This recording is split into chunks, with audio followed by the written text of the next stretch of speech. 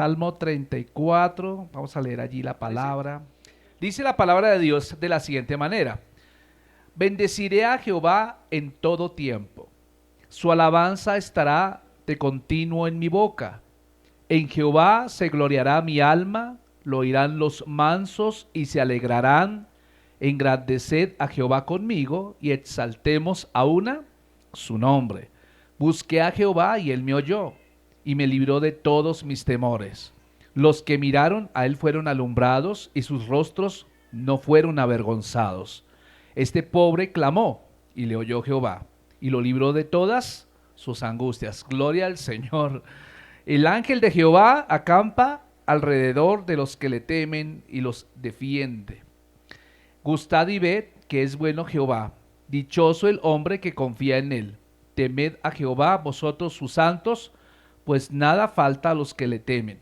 Los leoncillos necesitan y tienen hambre, pero los que buscan a Jehová no tendrán falta de ningún bien. Venid, hijos, oídme, el temor de Jehová os enseñaré. ¿Quién es el hombre que desea vida, que desea muchos días para ver el bien? Guarda tu lengua del mal y tus labios de hablar engaño. Apártate del mal y haz el bien, busca la paz y síguela. Los ojos de Jehová están sobre los justos y atentos sus oídos al clamor de ellos. La ira de Jehová contra los que hacen el mal, para cortar de la tierra la memoria de ellos. Claman los justos y Jehová oye, y los libra de todas sus angustias. Cercano está Jehová a los quebrantados de corazón y salva a los contritos de espíritu. Muchas son las aflicciones del justo, pero de todas ellas le librará Jehová. Él guarda todos sus huesos y ninguno de ellos será quebrantado. Matará al malo la maldad y los que aborrecen al justo serán condenados. Jehová redime el alma de sus siervos y no serán condenados cuantos en él confían. Amén. Y amén. Bueno, hoy quiero hablar acerca de alabar desde una cueva. Alabar a Dios, la alabanza desde la cueva. Así le pues, la alabanza desde la cueva. Y parece, porque es que cuando tú lees la palabra, cuando tú lees este Salmo 34, pues resulta que el título no es el que tú leíste primero. Ese es el título, Salmo de David, cuando mudó su semblante de delante de Abimelech y lo echó y se fue. Y lo interesante de este título es que lo explica el salmista. Digámoslo de esta manera, en este momento David estaba pasando por una de las aflicciones más grandes de su vida. David había sido ungido como rey por el profeta Samuel, ¿sí? Pero pasó el tiempo, pero él no ejerció el reinado inmediatamente, él fue ungido como rey, sino que tuvo que pasar por una escuela. En esa escuela Dios lo estaba entrenando. Y eso pasa en muchos lugares, amado hermano, que uno ora por algo y usted dice, amén, yo lo creo, lo recibo por fe, pero muchas veces la respuesta no es inmediata, o sea, no se cristaliza, no se materializa la respuesta de una manera rápida, sino que muchas veces pasa un tiempo. La pregunta es, ¿por qué muchas veces pasa un tiempo entre la petición que hacemos y la respuesta materializada? La respuesta es que Dios quiere trabajar tu corazón para que recibas esa respuesta. Porque muchas veces nosotros oramos a Dios, pedimos a Dios cosas, pero no recibimos inmediatamente la respuesta, es porque no estamos preparados para recibir esa respuesta. ¿Entiende? Dios lo primero que quiere trabajar en nosotros se llama carácter. Es lo primero. Antes de darte cualquier respuesta a cualquier oración, lo primero que Dios quiere o busca en nosotros es respuesta favorable, que la imagen de Cristo sea formada en cada uno de nosotros. Que cada día que pasa, nosotros podamos mirar hacia atrás y podemos decir, wow, cada día me siento mayor, me siento maduro, me siento que descanso más en Dios, que en momentos de pruebas, que en momentos de decisiones cruciales de la vida, usted sepa dar las decisiones correctas, no conforme a sus emociones, sino conforme a la palabra de Dios, como si fueras tú Cristo. porque de hecho Cristo mora en nosotros. Amén. Entonces, por eso, alabanza desde la cueva, le puse este título porque el salmista David, él empieza a expresar, dice, bendeciré a Jehová en todo tiempo. ¿Cómo dice el versículo 1? Bendeciré a Jehová en todo tiempo. Y ahora, ahorita voy a hablarle qué le pasó a David en ese momento. Porque David nos está dando un ejemplo impresionante de que el que alaba bendice. Aló, diga conmigo, el que alaba bendice y el que bendice alaba. Si usted tiene una palabra de bendición en su boca, quiere decir que usted está alabando necesariamente, pero si usted quiere alabar, usted tiene que bendecir. Entonces, el primer sentido, por ejemplo, cuando uno mira la palabra bendecir desde la raíz hebrea, ¿sí? La palabra barak, así como Barack Obama, ¿cierto? Barak. Esa palabra barak, en el sentido, digámoslo de esta manera, en el sentido más esencial del idioma hebreo, significa rodilla. ¿Qué significa barak? Rodilla. Es decir, que cuando yo quiero adorar a Dios, no solamente debo de hincarme, de arrodillarme, ¿cierto? De doblar mis rodillas, sino está hablando también de unas rodillas espirituales que debo rendir culto, que debo adorarlo y alabarlo. O sea, cuando uno está de rodillas ante alguien está mostrando total dependencia. Cuando uno está así, uno que está en una indefensión, está uno en una indefensión, ¿cierto? Y entonces la palabra bendición, ¿cierto? Y la palabra bendecir se usan para designar la bendición que Dios derrama sobre el hombre y la respuesta del hombre a Dios. Por ejemplo, en el principio, por ejemplo, Dios bendijo al hombre. ¿Cuántos saben que Dios ya nos bendijo? En el Génesis capítulo 1, 28, dice que el Señor bendijo al ser humano, ¿cierto? Él dijo al ser humano, y cuando Dios lo hace es para que el ser humano sea colmado de sus dones, sea colmado de su gracia. Cuando nosotros como seres humanos, como hijos de Dios, queremos bendecir a Dios, no es para que le demos más a Dios porque Él es todopoderoso, Él tiene todo, es el dueño del oro y la plata, no le podemos añadir más a Dios. Pero cuando yo decido bendecir a Dios, es simplemente reconocer, ¿cierto?, a Dios como digno de todo mi homenaje y de toda mi adoración. ¿Me hago entender? ¿Y qué es lo que hace eso? Lo hace un sentimiento de gratitud, lo hace un sentimiento de conciencia de que lo que somos y lo que tenemos, todo se lo debemos a Él. Amén. Así que bendecir no es añadirle algo a su esencia, sino es reconocimiento de que Él es glorioso. Bendecir, mi amado hermano, es contarle a otros del Dios grande que tú tienes. Bendecir es que otros escuchen que tú eres cristiano y que tú no te avergüenzas de eso. Eso es bendecir. Eso es bendecir, es hablar bien. Entonces, por eso nuestra alabanza consiste en publicar las grandes cosas que Dios ha hecho con nosotros. Entonces tú tienes que contarlo. De verdad, mis amados hermanos, que yo bendigo a todos aquellos que dicen, pastor, pastora, yo tengo un testimonio, quisiera que usted me diera un tiempo para contarlo. Claro, hermano, lo peor que puede pasar en la vida de una persona es que sea bendecida y no lo cuente. Eso el indicador es que una persona ingrata. El indicador es que no quiere que otros sepan que hay un Dios grande en su vida. Entonces, fíjense que eso hace también que se cierren las ventanas de los cielos para esa persona. ¿Sí o no? Se cierran las ventanas de los cielos. Entonces, por eso, el Salmo se titula de la siguiente manera. Ahora, voy a contar la historia del Salmo, porque la historia del Salmo tiene un contenido muy interesante. Resulta que el salmista el escritor le puso el Salmo de David, ¿cierto? Y le puso el Salmo así cuando mudó su semblante delante de Abimelech y él lo echó y se fue. Pues resulta que para aquel tiempo, cuando sucedió esta historia del Salmo, pues David era fugitivo del rey Saúl. ¿Se acuerdan ustedes de esa historia de Saúl? Que David fue 2 veces casi que muerto por Saúl, porque Saúl se despertó en un celo tremendo por David, porque él pensaba que el que debía heredar el reino no era David, sino era su hijo Jonatán. Entonces sintió también celos porque David fue mejor guerrero que él. Siendo que no era guerrero, resultó ser mejor guerrero que él. Y entonces, cuando derribó a Goliat, pues todas las mujeres de Israel empezaron a corear que Saúl había derrotado a 1000, mientras que David había derrotado a 10,000.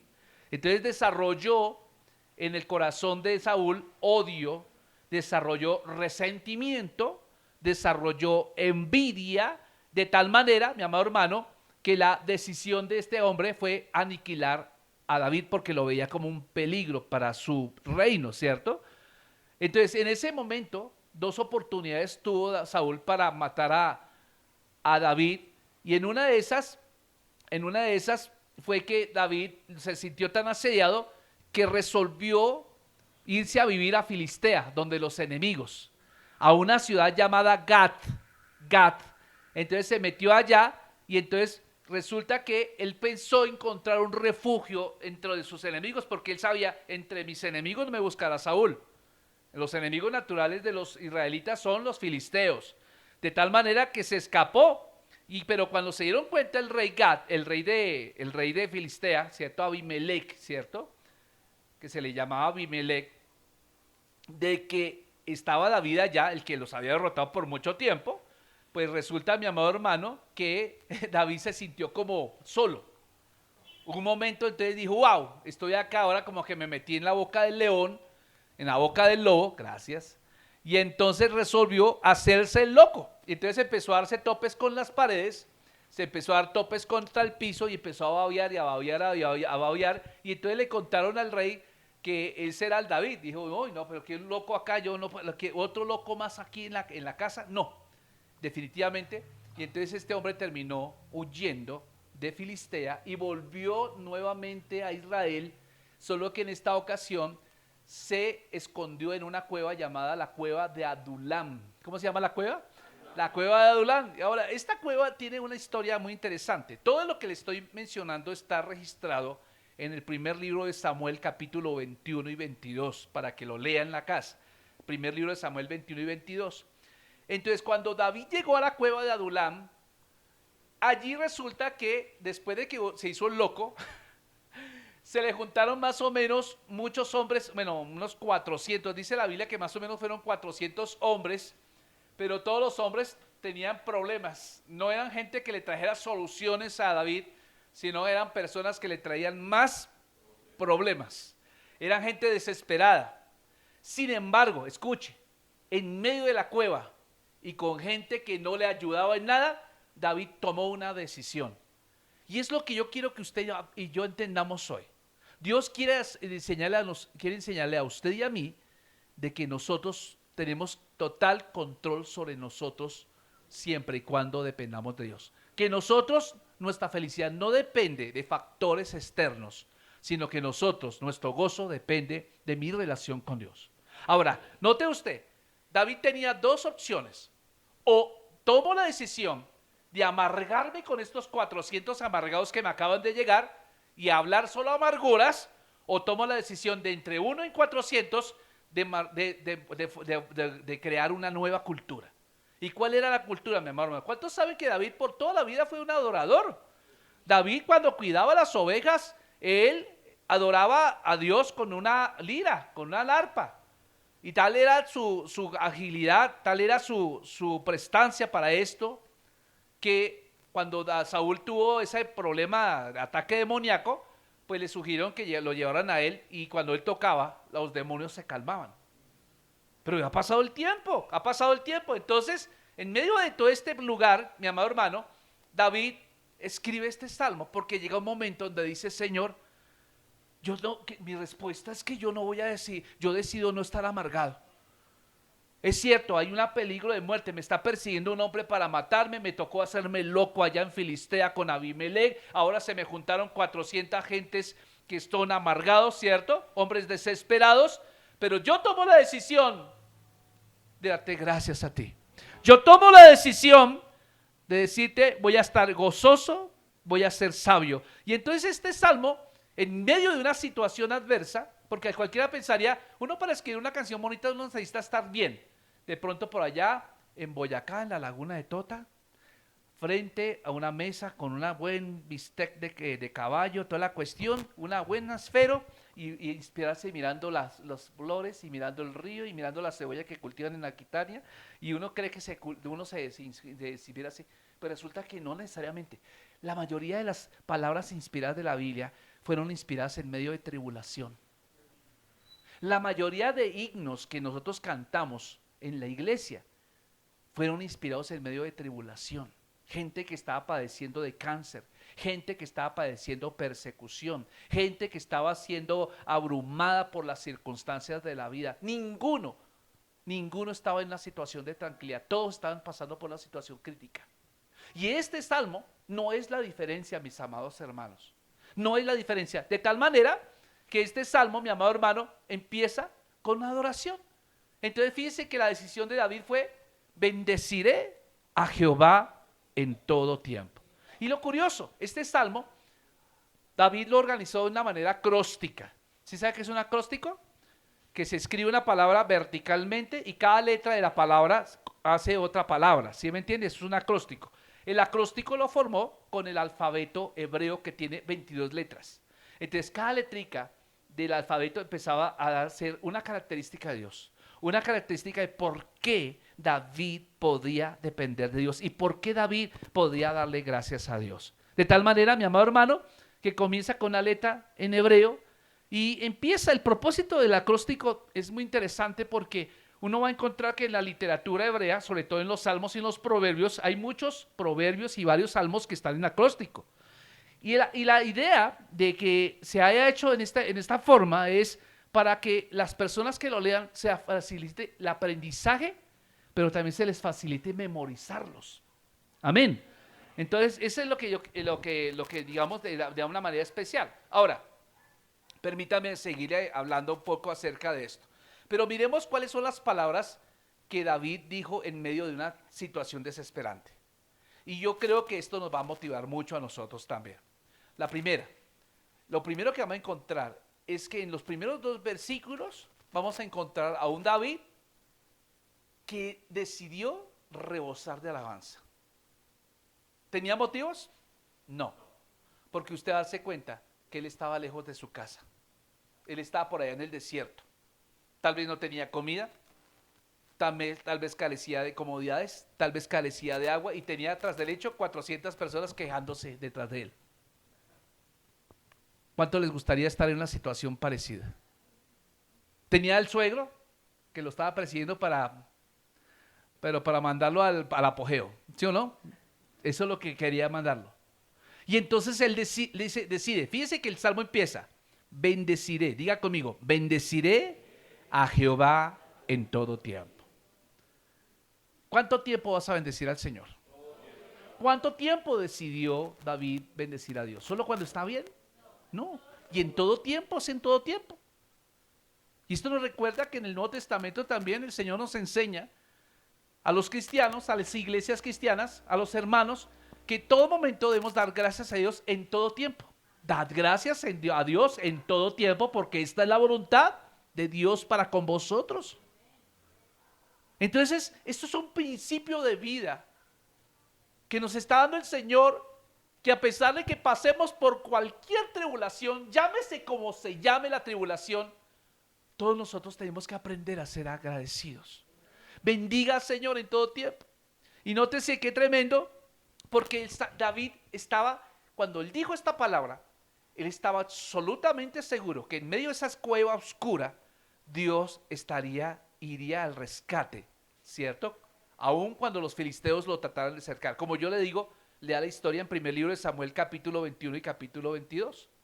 Y puede que haya, digamos, cuando David entró a Filistea, puede que haya actuado como un bobo, ¿cierto? Como un tonto, pero no fue tan tonto como para descuidar el elogio de quien era su única motivo de adoración. ¿Sabe cuál es el único motivo de adoración? Dios.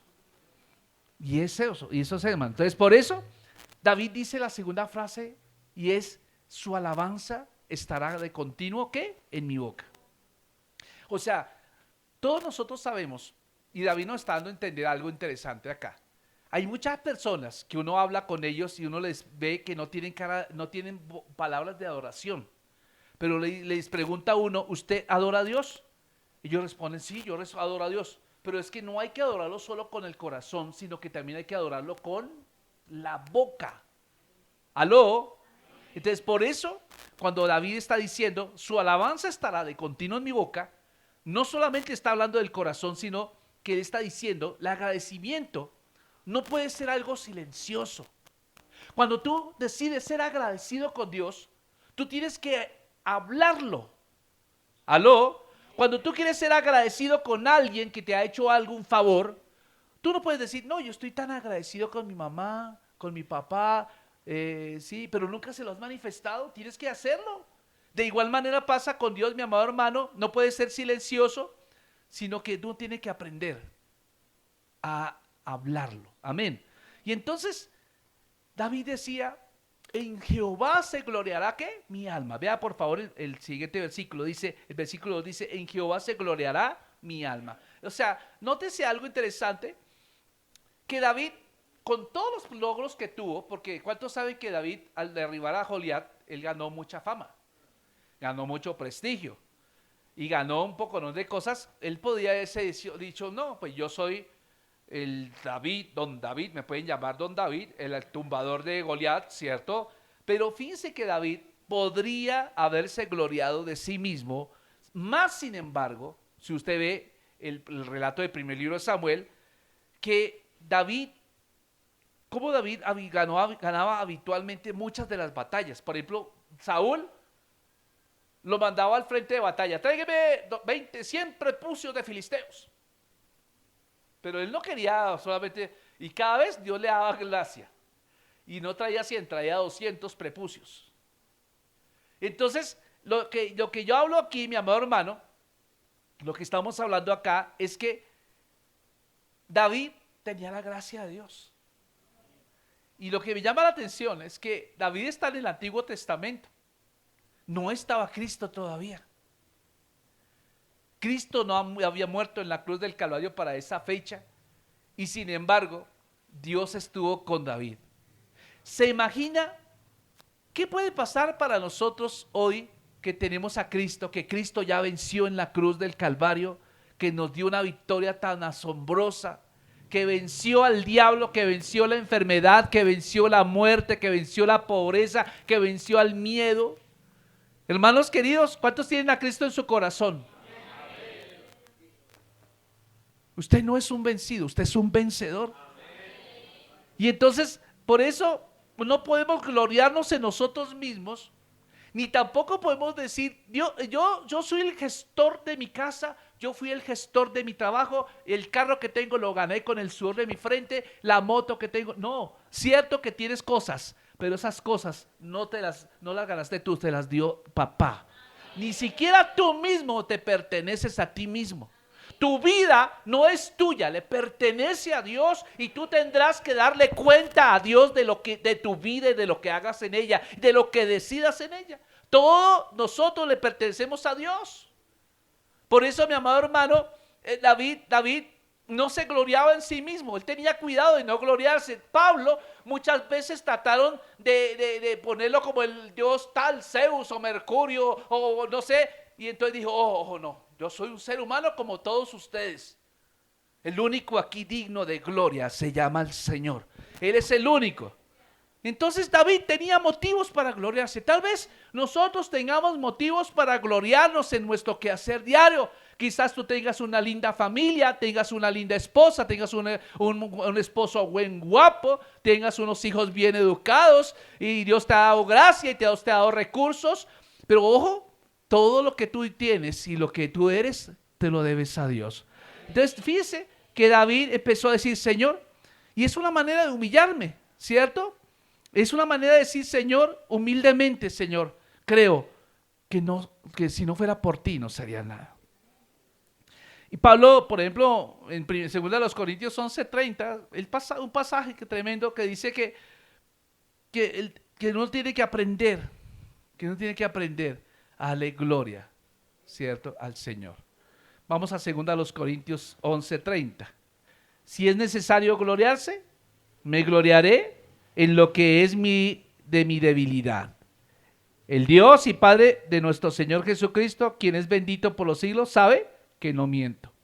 Y dice, en Damasco, el gobernador de la provincia del rey Aretas guardaba la ciudad de los damasenos para prenderme. Y yo fui descolgado del muro en un canasto por una ventana y escapé de sus manos. O sea, fíjese, Pablo dice, me gloriaré en el Señor, me gloriaré en el Señor.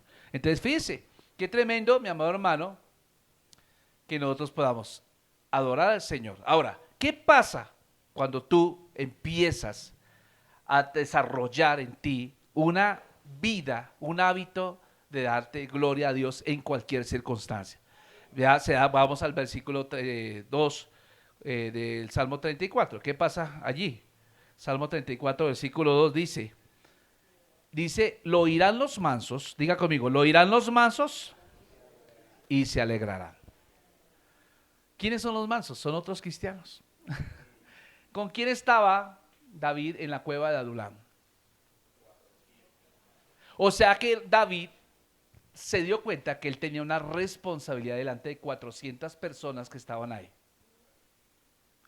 Entonces, dése cuenta que cuando yo soy consciente de quién soy en Cristo, entonces eso me hace consciente de quién está rodeándome a mí. Porque muchos cristianos, lamentablemente, se enfocan en su propia necesidad, se enfocan en su dolor y descuidan las personas que están allá alrededor de eso. Una vez, escuchando la predicación de un hombre de Dios, él decía que Dios nos ha dado una asignación misionera a todos y cada uno de nosotros. ¿Y cuál es esa asignación misionera? Esa asignación misionera son las personas que tratan contigo a diario. ¿Qué quiere decir? Que Dios te envió a predicarle a esas personas, no solo de manera objetiva, hablándole la Biblia, sino que Dios te envió a hablarles de manera subjetiva con tu testimonio. De tal manera que cuando David dice, lo oirán los mansos y se alegrarán, significa que el testimonio de David iba a ser tan poderoso que los 400 amargados y desesperados iban a dejar de ser amargados y desesperados e iban a pasar a ser 400 adoradores. Y si yo me pongo a meditar un poco en eso, no sé tú, pero ponte a meditar. ¿Por qué muchas veces en nuestros hogares no hay cambios radicales o sustanciales de la gente? ¿Por qué nuestros hijos todavía siguen siendo rebeldes? ¿Por qué tenemos peleas en la casa todavía? Y yo creo que esto tiene que ver con esto. Porque muchas veces nosotros decidimos no adorar a Dios, no ser agradecidos con Dios. Entonces, cuando no hay gratitud en la casa, cuando no hay gratitud en la empresa, cuando no hay gratitud en el colegio, en la universidad, en donde Dios te puso, pues la gente lo oirá, pero no oirá las alabanzas de Dios. Entonces, por eso podemos decir, mi amado hermano, que una muestra de humildad de parte nuestra es darle gloria a Dios, que lo escuchen la gente que todavía no es cristiana. Que lo escuchen tus hijos. ¿Cuántos quieren que sus hijos sean cristianos? ¿Cuántos quieren que sus hijos vayan al cielo? Ninguno queremos que vayan al infierno, sí. Yo no quiero que mi Brenda, ni mi nieta, ni los nietos que han de venir vayan a ir al infierno. Yo tengo una responsabilidad, mis amados hermanos, y es algo que yo tengo que hacer. Entonces los mansos oirán. Los mansos oirán tu alabanza, los mansos oirán las veces que tú le dices, gracias Señor por esto, porque tenemos que dar gracias en todo, ¿cierto? Hay cuevas de Adulán en todo momento. Tal vez estás pasando por una cueva de Adulán hoy. Pero el único motivo que te voy a decir de orgullo por el cual Dios no te condenará es sentirte orgulloso de Dios, ¿cierto? Es la única manera, el único orgullo que no hace. Entonces fíjese que los versículos 3 al 7 nos hablan algo acerca de que David decide dar testimonio de que el Señor lo ha librado. Entonces vea el versículo 3 al 7, dice, engrandeced a Jehová conmigo. ¿A quién le está diciendo engrandeced a Jehová? A los 400. Y a la gente que lee este salmo. Engrandeced a Jehová conmigo, exaltemos aún a su nombre. Versículo 4, busqué a Jehová y él me oyó y me libró de todos mis temores. Versículo 5, los que miraron a él fueron alumbrados y sus rostros no fueron avergonzados. Este pobre clamó y le oyó Jehová y lo libró de todas sus angustias. El ángel de Jehová acampa alrededor de los que le temen y los defiende. O sea, David se podía haber asustado por los filisteos, sí, pero él decidió, no me voy a asustar, porque el ángel de Jehová acampa alrededor de aquellos que le temen y los defiende. Entonces, por eso, vean ustedes lo interesante de todo esto. La invitación a que engrandezcamos el nombre del Señor. Cuando usted ve a una persona triste, usted diga, agradézcale a Dios, engrandezca su nombre. Vea, esto es algo magnético, ¿cierto? Cuando usted alaba al Señor, hay un magnetismo. Esto abre las bendiciones del cielo. Cuando uno alaba genuinamente a Dios, quiere atraer a otros a la práctica de la alabanza. Entonces, una de las misiones por las cuales tú estás acá es que tú estás aprendiendo para enseñarle a tus hijos a alabar a Dios. Por ejemplo, si tú estás trabajando en tu empresa, llámese la empresa que sea, tus compañeros de trabajo, tus jefes, tus subalternos te van a ver a ti y ellos van a aprender de ti a confiar en Dios. Es impresionante esto. Entonces, por eso la alabanza es una herramienta impresionante que libera. Entonces, no solamente es bueno para exaltar el nombre de Dios, sino que es mejor aún para motivar al pueblo a adorarle a Él. Ahora, cuando muchas personas en un solo lugar vienen en la misma tónica, en la misma sintonía de alabar a Dios, ¿sabe qué ocurre? Las ventanas de los cielos se abren y hay un avivamiento impresionante. Por eso, aprendamos a engrandecer a Dios. Es decir, que engrandecer a Dios no la percepción de uno, sino es decirle a la gente, mira, este es el Dios de la Biblia, este es el Dios real. Ese es el Dios que no negó a su propio Hijo para morir en la cruz del Calvario. Entonces, esa es la forma en que uno engrandece a Dios, que otros sepan que Dios es real. Amén. Por eso, mi amado hermano, él dice luego, dice luego David, busqué a Jehová, ¿y qué hizo? Él me oyó y me libró de todos, ¿qué? Mis temores. Wow. Ese es un gran testimonio. Sí, es que uno a veces, cuando uno escucha testimonio, uno dice, mire, para la gloria de Dios, si uno busca testimonio, ¿será que sí? A ver, para la gloria de Dios me aumentaron el sueldo. Para la gloria de Dios. Para la gloria de Dios encontré trabajo. Para la gloria de Dios me compré una botella de agua. Para la gloria de Dios me trajeron un tinto. Para la gloria de Dios, o sea, cosas materiales. Pero yo pocas veces escucho un testimonio que diga, vea, estoy pasando una prueba tremenda, pero en esta semana he aprendido a confiar en Dios. Eso es un testimonio impresionante. Y pesa mucho más que tal vez lo demás. Pero a veces por eso la gente no da testimonio porque dice, no, es que estoy esperando a ver que Dios me dé el Empire State, ¿cierto? Y entonces ahí sí doy testimonio. No, empieza a dar testimonio desde ya. Si tú das testimonio de las cosas pequeñas que pasan en tu vida, prepárate porque Dios te prepara para recibir algo grande, para que testifiques más fuerte. Dios escucha la oración tuya. Amén. Entonces, qué tremendo cuando nosotros descansamos en Dios, mis amados hermanos. Dios es extraordinario. Dios no deja en vergüenza a nadie. Hermanos queridos, dice el salmista que los que miraron a Él fueron alumbrados. Dice, sus rostros no fueron avergonzados. Interesante, David estaba en una situación crítica, vuelvo y se lo repito, pero él empezó a dar testimonio. Y esta canción se empezó a cantar en el templo. Y muchos se sintieron identificados con la vida de David. ¿Sabe? Yo le quiero decir una cosa. Yo creo que muchos de nosotros nos sentimos identificados con David. Porque yo le digo una cosa, Dios al que busca con corazón sincero, lo busca a Él, nunca lo deja en vergüenza. El mismo Señor dijo, vengan a mí todos los que están trabajados y cargados y los haré descansar. Lleven mi yugo sobre ustedes. ¿Cierto? Y comprueben que mi yugo es ligera. Ligera mi carga, ¿cierto? Es fácil de llevar, ligera ¿qué es? Mi carga. La vida cristiana no es fácil, hermanos queridos. Pero tú y yo estamos acá con un propósito, único propósito. Es que tú tienes que dejar un mensaje a este mundo. Tienes que dejar un mensaje. No sé cuándo ustedes se van a morir, ustedes. Yo no sé cuándo me voy a morir. Yo sé que bueno que ninguno quiere morirse este año. Pero hermanos, preparémonos para irnos con el Señor. El tiempo está cercano de irnos con Él. Y no es tiempo de perderlo. No hay que perder tiempo. De verdad que eso duele mucho. Le duele el corazón a Dios cuando sabemos que estamos en el último tiempo. Y las señales están dadas. ¿Sí ve todo lo que está pasando? Todo el mundo cómo está de convulsionado. Miren lo que está pasando en el mundo. Solo guerras, rumores de guerra. Y eso que no nos llegan las noticias de África, que en África está terrible la situación. Hay guerrillas, hay dictaduras y todo en África. O sea, África en general está toda convulsionada. Si no, mire, por ahí a veces uno mira en YouTube los piratas de Somalia, que cogen los barcos mercantes que cruzan por el Golfo Pérsico y por el Estrecho de Hormuz. Y eso es apenas la punta del iceberg. Lo que está pasando en el Medio Oriente, hermanos. Lo que está pasando en China. En China, en muchas aldeas están matando cristianos. En todos esos países que terminan su nombre en Kurdistán, Tajikistán, Pakistán y Tantastán, ¿todos saben están? Allá, hermano, ser cristiano es sinónimo de muerte.